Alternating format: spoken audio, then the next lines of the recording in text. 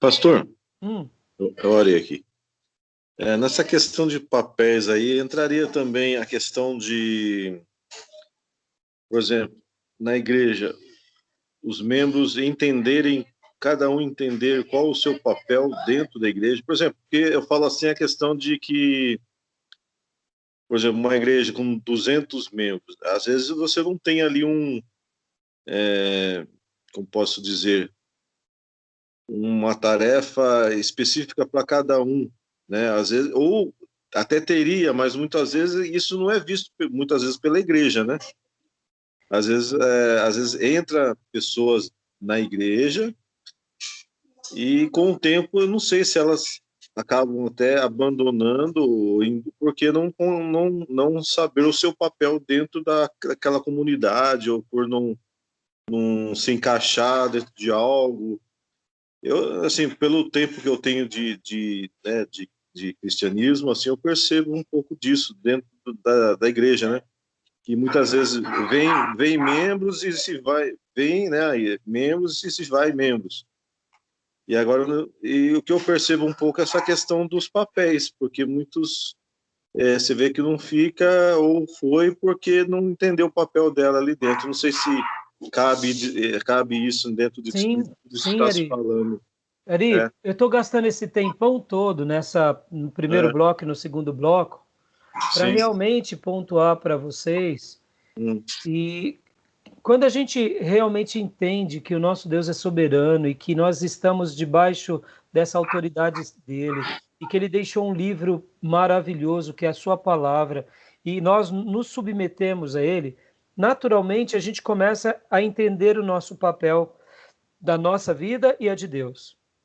E quando nós adentramos na vida de Deus e com relação ao que ele tem para nós, aí fica muito claro essa questão dos papéis na família, na igreja e na sociedade. E como eu disse, por isso que eu falei muito sobre a questão da importância. A importância, ela é máxima. hum, Não tem, por exemplo, para Deus, algo assim, o pastor é mais importante do que aquela ovelhinha. No entanto, a questão dos papéis. Mas quando eu, na minha família, já vivo conflitos de papéis, no trabalho, já vivo conflitos de papéis, na sociedade, vivo conflitos de papéis, quando eu chego dentro da igreja, eu também vou fazer o quê? Eu vou fazer aquilo pelo qual eu fui ensinado. Por isso, Ari, que quando eu estou numa igreja e naquela igreja essa questão dos papéis, elas são zeladas, são respeitadas, aquelas pessoas que vão entrando, que não foram ensinadas sobre essa questão de papéis, elas vão sendo remodeladas, elas vão se reorganizando. Agora eu pergunto, Ari, você acha que muitas vão querer aceitar isso? Claro que não, porque aqui é um choque de cultura, é um choque de princípios. E eu pergunto para você, e aí, qual a opção que a gente tem? A gente, como pastor, Ari, não tem muita opção. A gente tem que se posicionar. A gente tem que ensinar o que é verdade. E a gente tem que colocar os valores de Deus como as coisas mais importantes para a igreja. Por exemplo, Ari, eu falei esses dias com um obreiro sobre uma situação. É um obreiro que está vindo para a nossa igreja, e aí ele tomou uma iniciativa, tudo. E aí eu falei para ele, filho, olha, é assim, ó, aqui na nossa igreja local, eu caminho assim, e eu te quero assim. Na conclusão do meu diálogo, eu disse assim, olha, esse diálogo eu perco obreiro, hum. porque não é uma coisa que o obreiro quer ouvir. Mas nesse diálogo, se o obreiro for ensinável, eu ganho um soldado que vai aplicar essa lição na casa dele, na vida dele, e a gente vai caminhar em muita sincronia.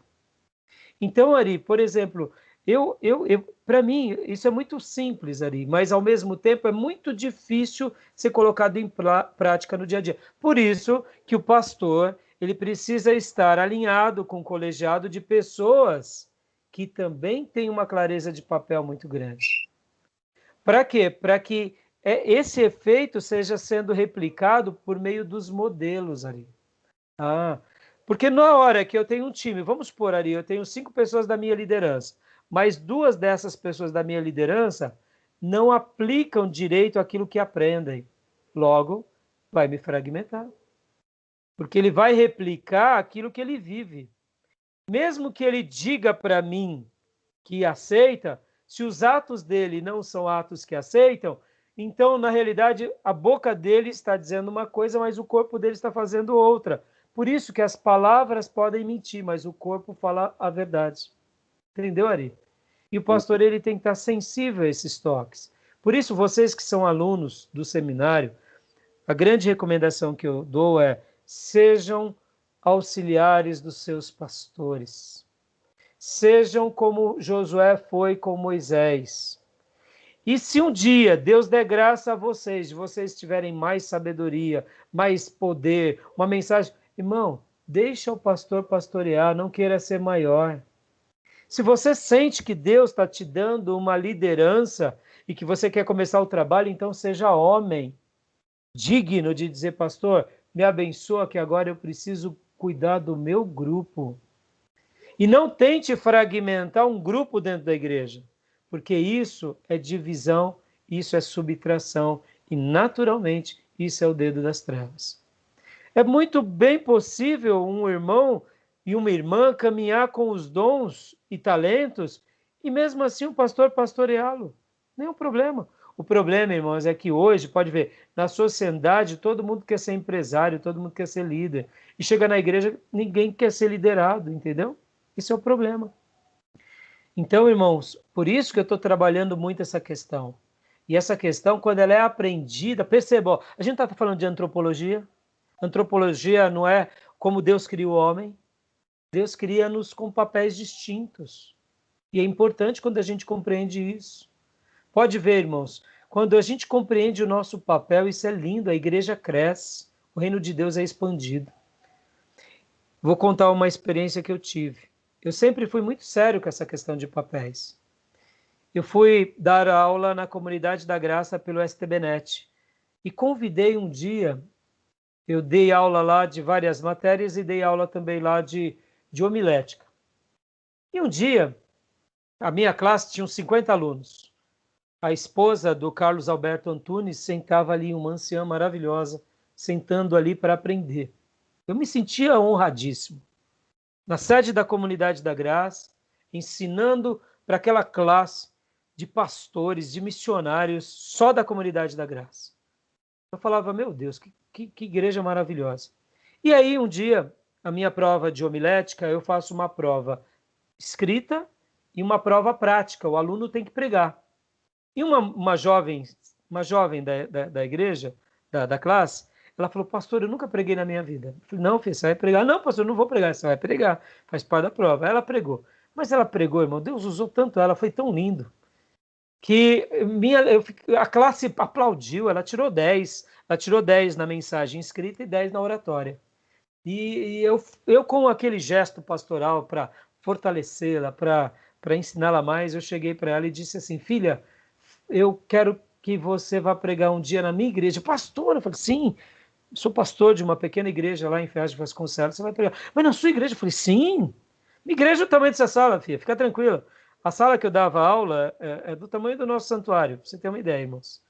Então, aí eu falei assim, não, você vai, pede pro seu pastor e vamos marcar o dia e você vai, não tenha pressa, tá bom?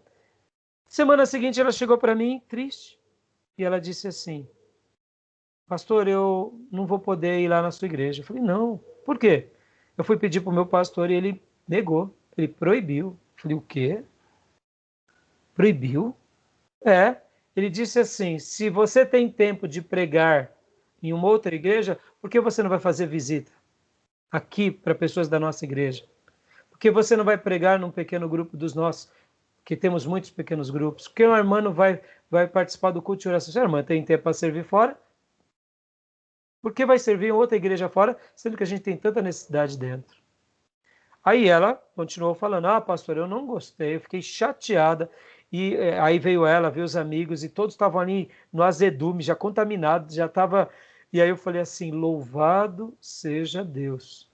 Agradece o seu pastor, porque eu aprendi mais uma coisa. Porque ele está me ensinando a zelar pelo rebanho. A zelar pelas ovelhas. Aí ela deu um passo para trás. Mas como assim, pastor? Eu falei, irmã, o que o seu pastor fez, eu estou aprendendo. Eu fiquei admirado. Eu fiquei admirado porque o que ele fez foi demonstrar o seguinte: nós estamos aqui na mesma sinergia. Nós estamos debaixo de uma liderança. Nós temos propósitos aqui. Nós não temos tempo para perder tempo com outras igrejas, porque nós temos um grande trabalho na nossa igreja local. Nós queremos as pessoas comprometidas na igreja local. E você, irmã, não vai pregar lá fora, não. Você vai pregar aqui. E aí eu falei para ela, minha irmã, teu pastor está zelando de você. Porque aí eu expliquei para ela, eu falei assim, filha, e se eu quisesse pescar você e levar você para a minha igreja? Eu estaria atrapalhando o trabalho que você tem na sua igreja. Vem cá, irmãos, vem cá. Os pastores convidam as outras pessoas para pregar, geralmente para quê? Para querer realmente levar um pregador ou para pescar um obreiro pronto? Vocês estão aqui gastando um tempão comigo para quê? Para vir serem membros da minha igreja ou para servirem as suas igrejas? Servirem as suas igrejas. Estão entendendo, irmãos? Olha só, o que esse pastor fez foi, filha, vamos defender a noiva. Vamos cuidar dessa noiva, porque dessa noiva cada pastor aqui prestará conta. E aí, hoje em dia, como que eu faço com os meus obreiros locais? Qualquer membro da igreja, irmão, não importa. Não importa. Eu quero que ele me preste conta se ele vai pregar fora. Eu vou responder por ele. E se é um irmão vaidoso? Eu tenho que cuidar dos meus vaidosos, deixando que eles sejam mais humildes. Entenderam? Estão entendendo, irmãos? Agora, o pastor lá chama o irmão para pregar 2, 3 vezes. Ele não está preocupado de treinar esse obreiro. Ele está preocupado que alguém vá lá e pregue. Vocês estão entendendo, irmãos? Hoje os convites são muito furtivos. Os pastores não têm muito respeito. Se perdeu o respeito pelas igrejas. Estão entendendo, irmão? Clareza de papel. Quando a gente entende isso, a gente cria um time muito sincronizado. Tá bom? Entenderam? Isso se aplica sim, Ari, dentro da igreja, tem que ser colocado na igreja. Mas isso não é apenas ensino pelo ensino. É o ensino pela vida, pelo modelo, Ari. O marido faz, a esposa faz, os filhos faz. Quando os filhos estão à margem, não se passa a mão, fala a verdade. E assim a gente vai fazendo a obra de Deus, entendeu, Ari? E na igreja vamos criando esses times. Tá bom, irmãos? Amém.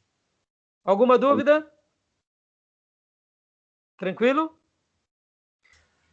Tranquilo, tranquilo. Vamos dar aquela pausa para a gente tomar uma água, ir ao banheiro e voltar para o último bloco? Amém. Beleza?